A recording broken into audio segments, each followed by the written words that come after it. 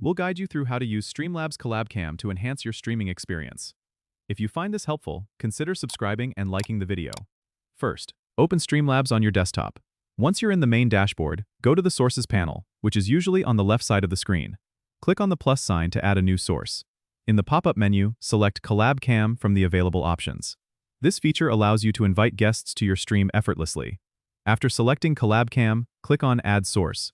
You will be prompted to name your source, so choose something that makes it easy to identify later, like Guest Camera.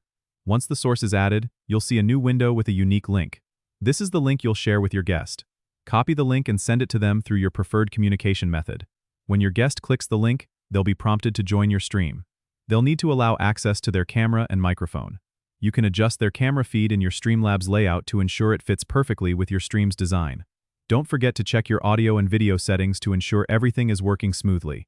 You can also resize and move the guest's camera window as needed to fit your stream's aesthetic. Remember, you can add multiple Collab Cam sources if you're planning to have more than one guest. This feature is perfect for interviews, group discussions, or co-hosting scenarios. And there you have it, a simple way to bring guests into your stream using Streamlabs Collab Cam. Don't forget to subscribe and comment if this helped you out.